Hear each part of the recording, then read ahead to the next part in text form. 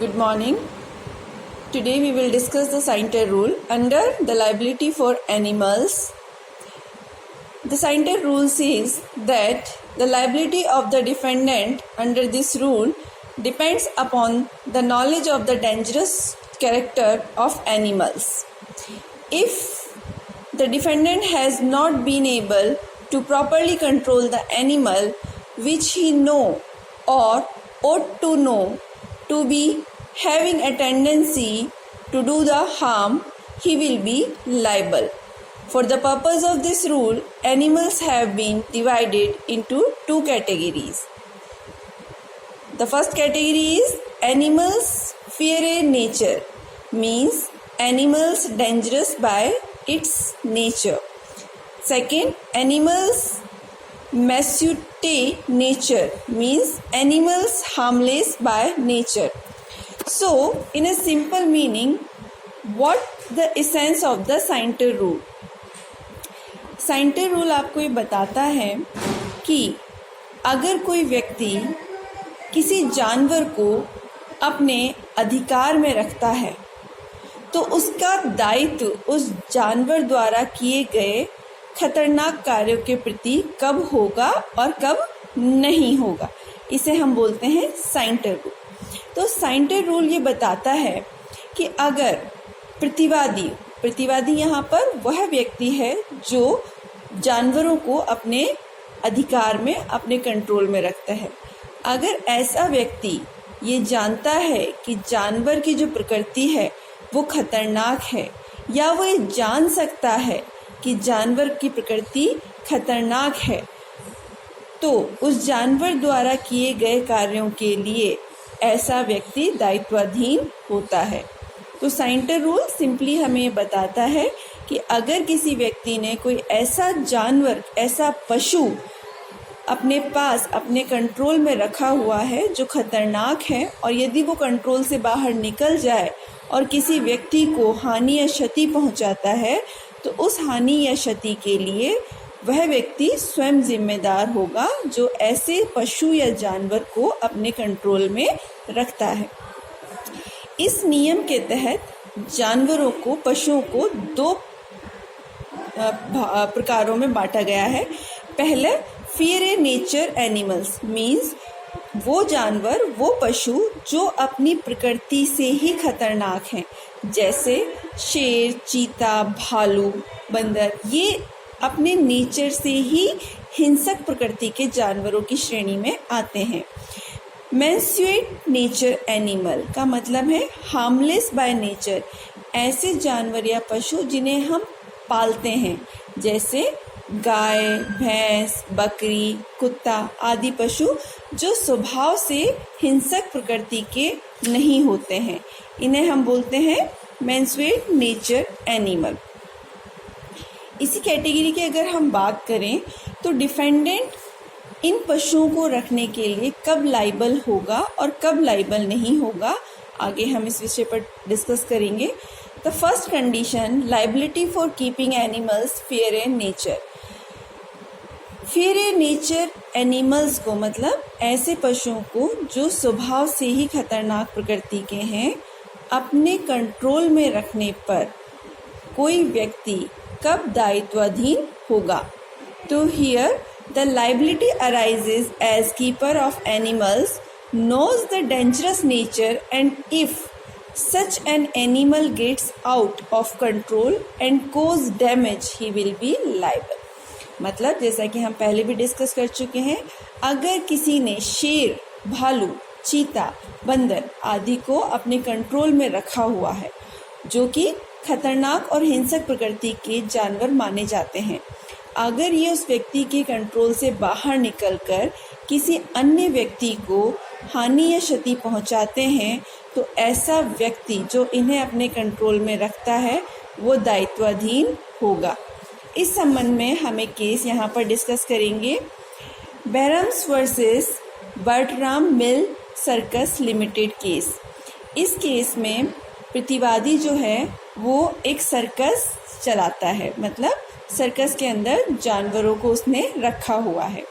यहाँ पर सर्कस के पीछे एक ग्राउंड है, खाली ग्राउंड है, जहाँ पर वो अपने पशुओं को जैसे शेर, चीता, भालू और हाथी को बांध कर रखता है। अचानक एक छोटा कुत्ता, रास्ते का कुत्ता भौंकता है, जिसे डर करके हाथी बेकाबू हो जाता है और वो अपनी चेन तुड़ाकर उस कुत्ते के पीछे भागता है।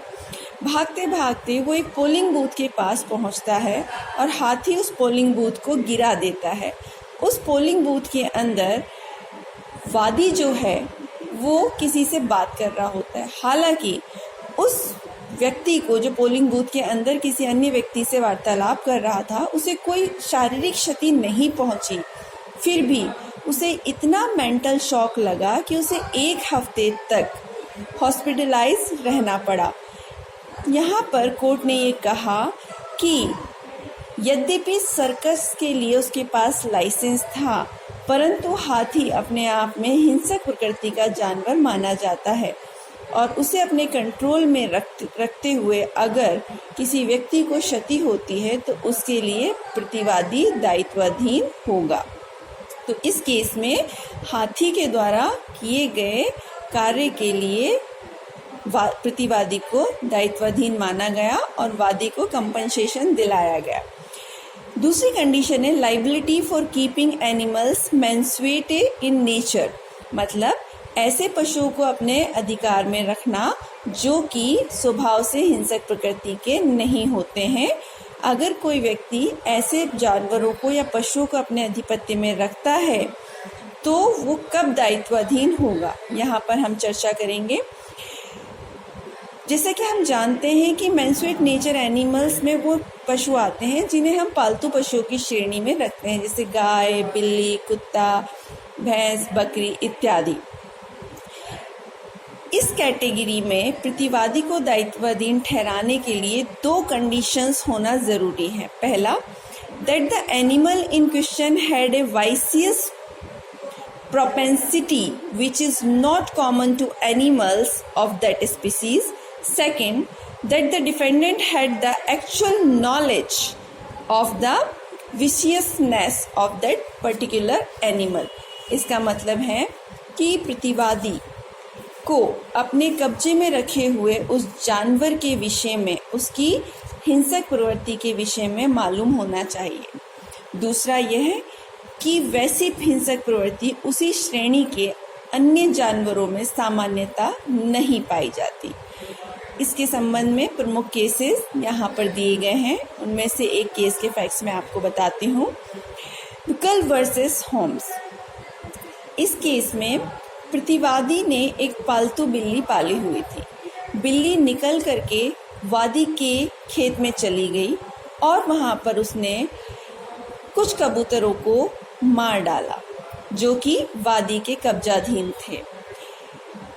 जब वादी ने न्यायालय में कंपनसेशन के लिए क्लेम फाइल किया तो कोर्ट ने उसके क्लेम को खारिज करते हुए कहा कि बिल्ली का ये एक सामान्य स्वभाव है कि वो मांसाहारी होती है और वो जानवरों को मारकर ही अपना पेट भरती है।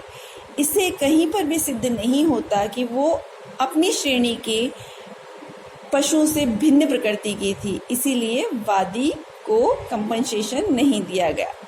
किंतु यदि इसी केस में प्रतिवादी का कोई कुत्ता, डॉगी, जिसे कि प्रतिवादी जानता है कि वो हिंसक प्रकृति का है और उसका स्वभाव उसके घर आने वाले लोगों को काटना है, और यदि ऐसे डॉगी ने वादी को काटा होता तो वहाँ पर प्रतिवादी कंपनसेशन देने के लिए बाध्य होता, क्योंकि बेशक डॉगी पालतू है फिर भी उसकी प्रकृति अन्य उसी श्रेणी के जानवरों से भिन्न होने के कारण यहाँ पर प्रतिवादी का दायित्व बनता है।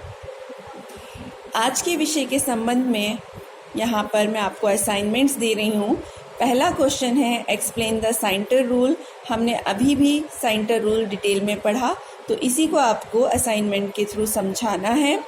सेकंड क्वेश्चन मैंने आपसे पूछा है what is the liability for fair nature animals, मतलब खतरनाक पशुओं के संबंध में दायित्व क्या होता है, वो भी अभी हमने समझा है। वो आपको बताना है।